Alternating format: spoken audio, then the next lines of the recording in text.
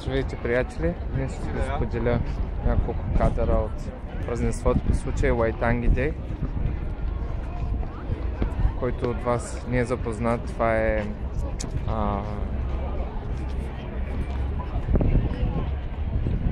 по случай споразумението между Маорите и британската колония. За първи път британската колония не унищожава местната култура, вместо това сключва споразумение и съжителство, и също така им дава правото на Маорите британски субект, както го наричат, така че те са под закрилата на короната също така. И днеска празненството в столицата не е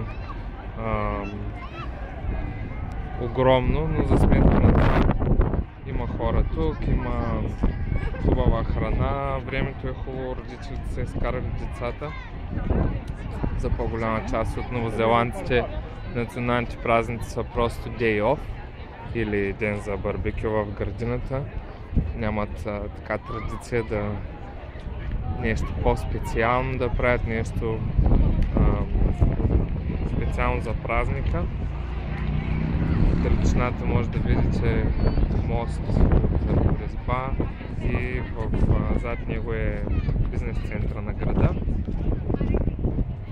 Пред нас е лагуната, една дълга лодка има, казват и лака, с много интересни мотиви и са украсена с миди пауа. Деца, настроение навсякъде, спокойствие, всички са много спокойни. Сега ще чуя да се види украсата по-отблизо. Може би от слънчевата страна ще се види още повече. Красиво, впечатляващо, особено под ритмите на морските войни. Тези лодки придобиват още по-впечатляващо въздействие. Там в тази част пред мен е сцената. Допреди малко танцува един танцов оркестър. Сица, много добре се представях, ще ви споделя и части от тяхното представление. Днес моя фаворит на деня беше сладолед в диня. Представлява диня разрязана половина и натъпка на сладолед. Доста интересна идея. Тук има малко магазинчета за сувенири, за дърворезба. Може да видите морското знаме се вие пред мен. Представлява черно, бяло и червено и извито под формата на кору, както му казват тук. Това са на сребърната папрат, когато поникват цветенца, образуват подобна форма.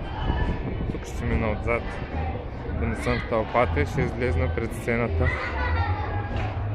да видим какво има ново, и после ще ви разходя за кратко по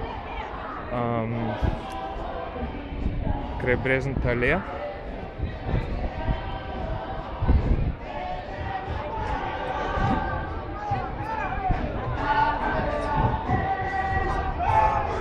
Нека да се насладим този път на професионални танцори.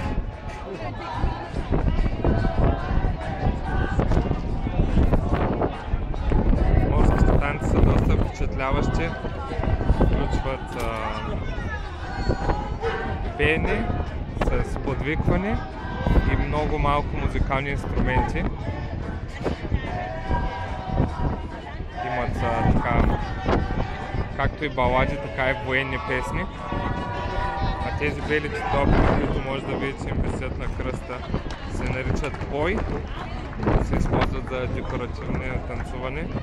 Създават много интересна илюзия, като звезди в небето, движещи се.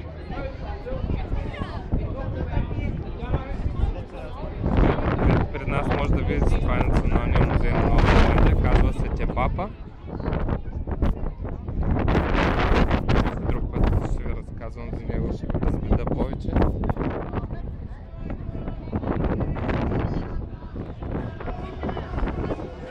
Ще се върна, защото извадиха пой да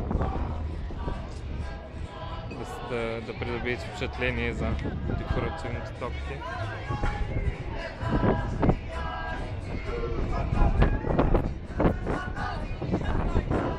Въртят от ритмите, с припявания и ефектът наистина впечатляваш, интересно. И така утвърждава морската култура като една завършена, издигната, богата.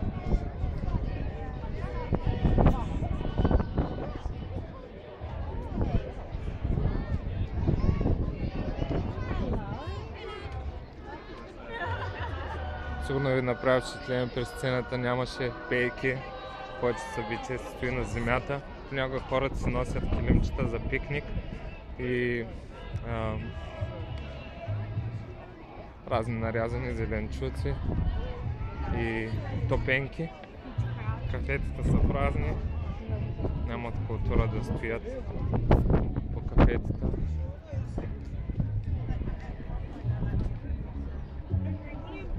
Ще се тук затъгала да се откри гледка към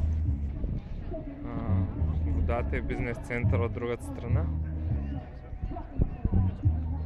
Като цяло може да видите едно спокойствие цари, всеки си е като самостоятелен електрон, някои се излезе да тичат, други се разходят в кучето, трети да четат книга и всеки си намира място за него в целостта на цялото.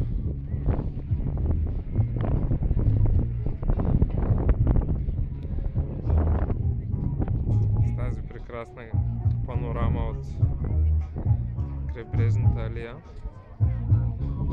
ви поздравявам, пожелавам ви спорен ден. Знам, че е сковала студена зима при вас, но знам, че също така пролета чука на вратата и скоро ще бъде при вас. До нови срещи!